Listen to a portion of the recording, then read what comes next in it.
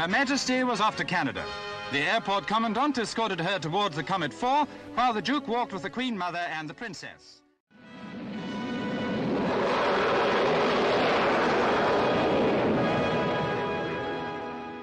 St. Lambert Lock, Montreal Island, will be the scene of the ceremonial opening by Her Majesty of the St. Lawrence Seaway.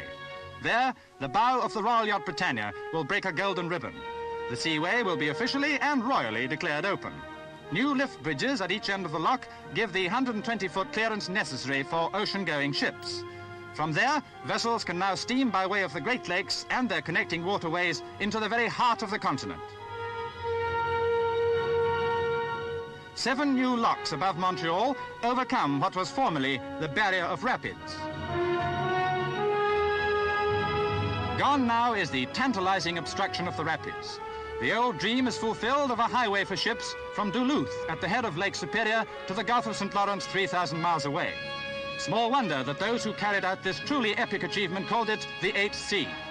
For centuries, the Great Lakes have beckoned mariners to sail into them from the Atlantic. In our day and age, mariners can now do so. On the way to Duluth, the many locks enable ships to climb 600 feet. What a tribute it all is to Canadian vision and enterprise, helped by U.S. cooperation. And now ships from all over the world can come to Detroit, Chicago, Cleveland, all the great cities bordering the Great Lakes. We end our survey of the seaway at Cleveland, Ohio, now, to all intents and purposes, an Atlantic port. The free world hails this stupendous achievement, the St. Lawrence Seaway.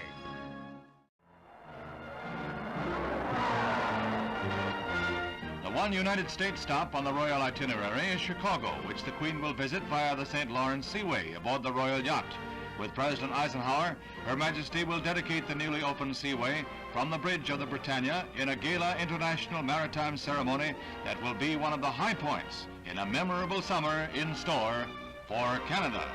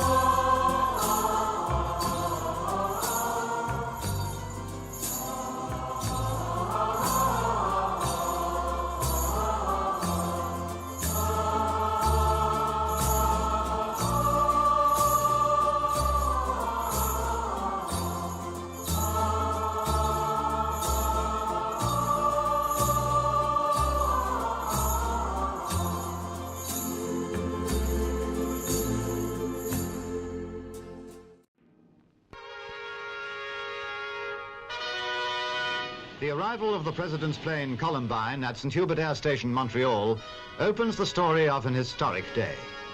Her Majesty with Prince Philip was there as Queen of Canada to welcome President Eisenhower.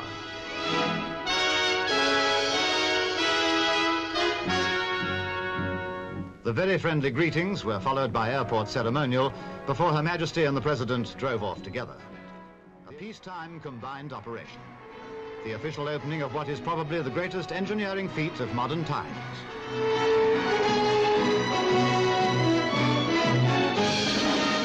Compared with such a tremendous undertaking, the ceremony was simple. The Queen referred to the Seaway as a monument to the enduring friendship of Canada and the United States.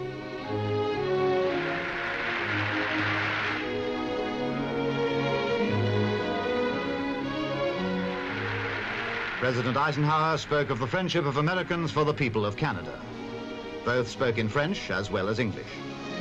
Then, to board Britannia, Prince Philip escorting Mrs. Eisenhower to the royal yacht. The Queen and the President were now to complete the opening ceremony.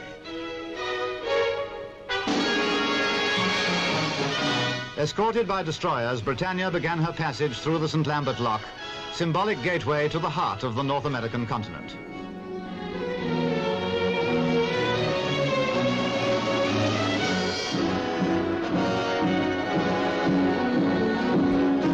It was the beginning of a 5-hour voyage on through the St. Lawrence Seaway.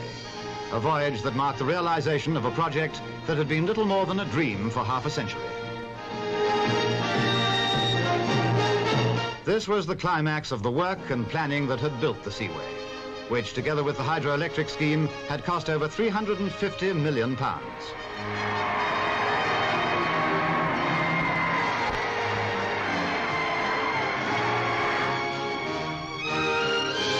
A day on which history was made by Canada and the United States together.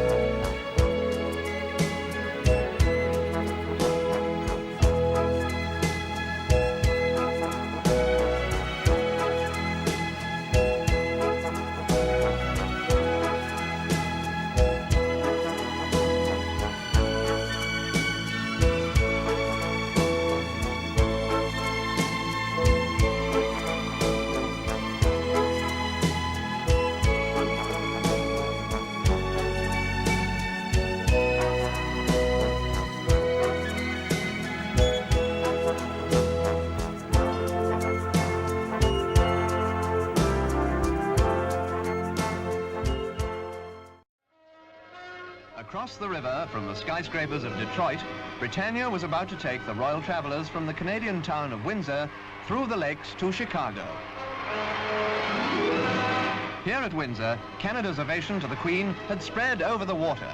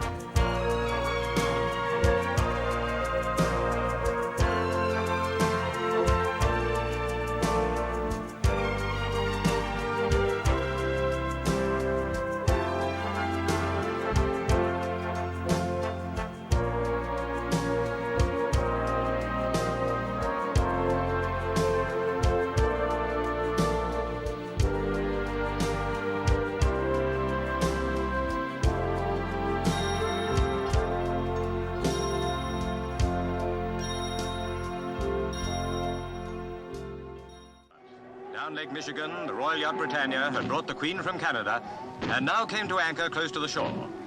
There could be no doubt, if ever there had been, as to the tremendous welcome America's second city had in store for Her Majesty and the Duke.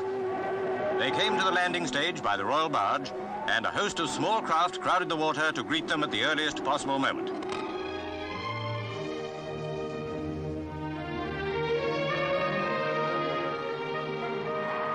As the Queen stepped onto the landing stage, she was received by the mayor. Then came the roar of the 21-gun salute. The mayor presented the governor of Illinois, Mr. William Stratton, and after that it seemed as though the whole great city were combining to roar its full-throated welcome. To the visitor, Chicago is not just a huge city, but a vivid, quite unforgettable experience. And if that is so to any visitor at any time, how much more must it have been to the Queen on this royal day?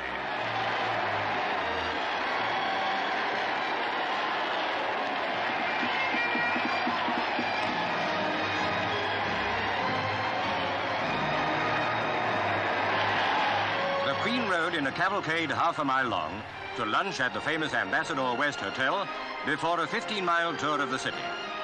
Few indeed were the people in Chicago who did not take the opportunity to see her, the first reigning sovereign of Britain to travel through their imposing streets. Close on 4 million people paid this spontaneous tribute to the royal house.